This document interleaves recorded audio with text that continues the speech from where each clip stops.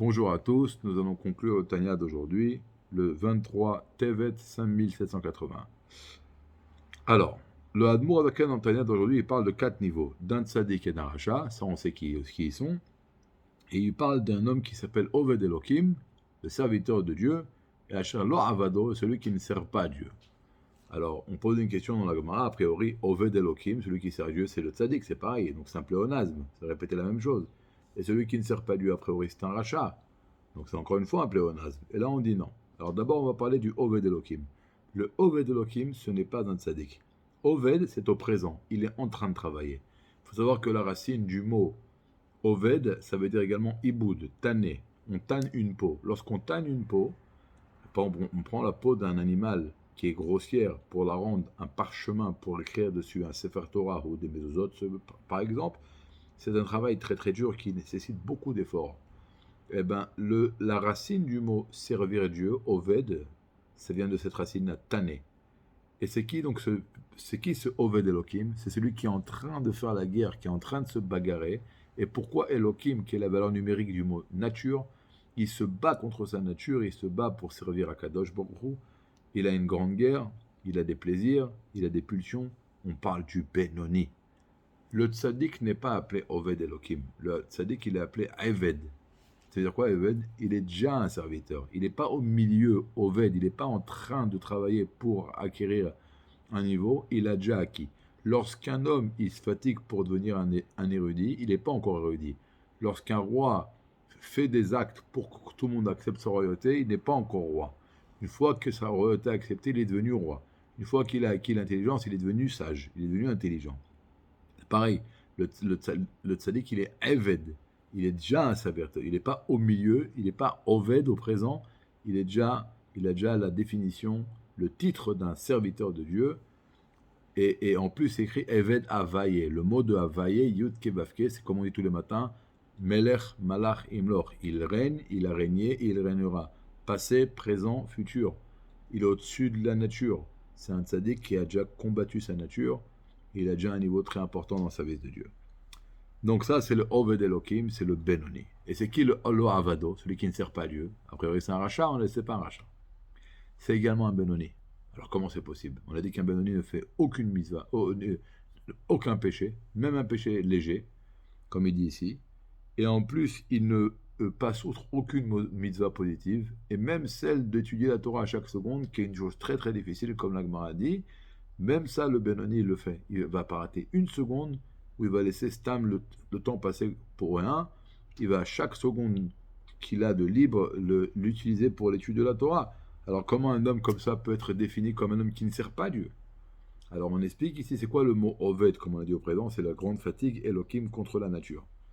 Des fois, il y a deux sortes de gens. Il y a ce qu'on appelle les gens qui ont une nature mara, je ne sais pas comment ils sont en français, on va expliquer tout simplement, des gens qui sont intériorisés, renfermés sur eux-mêmes. Vous savez, des gens comme ça, même s'ils ne vont pas grandir dans un entourage religieux, ils ne vont pas recevoir une éducation religieuse, ils auront cette nature. Alors comment cette nature va s'exprimer chez eux? Ce sera ce qu'on appelle des vers de terre de livres. C'est des gens qui, les jeux, les bêtises, la télévision, ça ne va pas les intéresser. Ils seront tout le temps en train de se cultiver, de prendre des livres, de lire. Alors, quand un enfant va avoir cette nature, un homme va avoir cette nature, mais il va grandir dans la Torah, eh ben, il aura une nature que pour lui sera très très très facile de s'asseoir sur une chaise et d'étudier la Torah. Ce sera facile pour lui. Il ne doit pas faire un effort.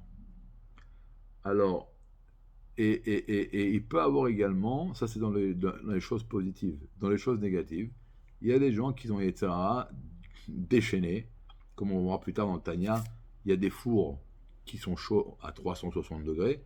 Le four d'un boulanger, il est à 5000 degrés, 8000 degrés. Alors, au chat, le prophète, il a dit qu'il y a des gens qui ont Yetzirah qui est brûlant comme le four d'un boulanger. Ça veut dire ça bout à l'intérieur.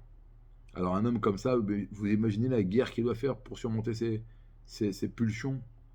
Et là, on parle d'un juif qui ne fait pas de péché, mais il est très, très, très dans sa nature, et ce qu'on appelle Adish.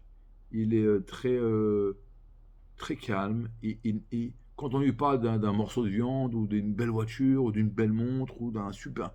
Ça l'intéresse pas. Il a pas... Ça bout pas autour de lui, il est calme.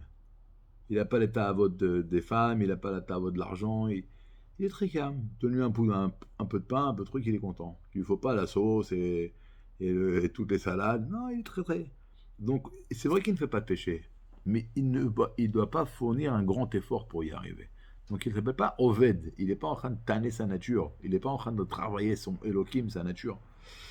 Alors, un homme comme ça, il devra juste se suffire de l'amour qui est caché en lui, que nous avons reçu en héritage de Avraham Avinu. Et comme donc c'est un amour que nous avons reçu en héritage, un héritage c'est pas une chose qu'on a acquis par nos propres efforts personnels, donc ça ne s'appelle pas un travail. Maintenant, pourquoi il a besoin de développer même ce petit amour qui est caché en nous, que nous avons reçu en héritage de Avraham Avinu, puisqu'a priori c'est une nature pour lui d'étudier la Torah. Pourquoi donc ça ne suffit pas cette nature? Il dit tout simplement, cette nature-là, d'être qu'on a dit renfermé sur nous-mêmes et capable d'être assidu toute la journée dans un livre, il y a même des philosophes goy qui l'ont. Il y a des philosophes goy, le Admor Daken témoigne dans son livre Torah Or, qui ne mangeaient pas, qui étaient constamment en train de lire et d'enrichir leur connaissance et leur culture. Alors si moi je le fais également, je suis comme un philosophe goy.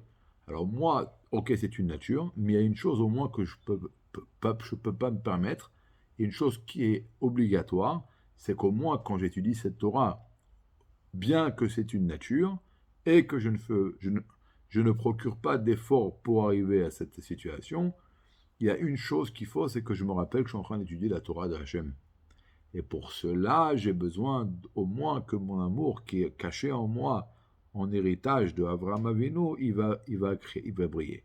Mais j'ai pas besoin de faire le travail du grande réflexion, parce qu'il existe en moi, il va briller tout doucement, et avec ça, ça va me suffire.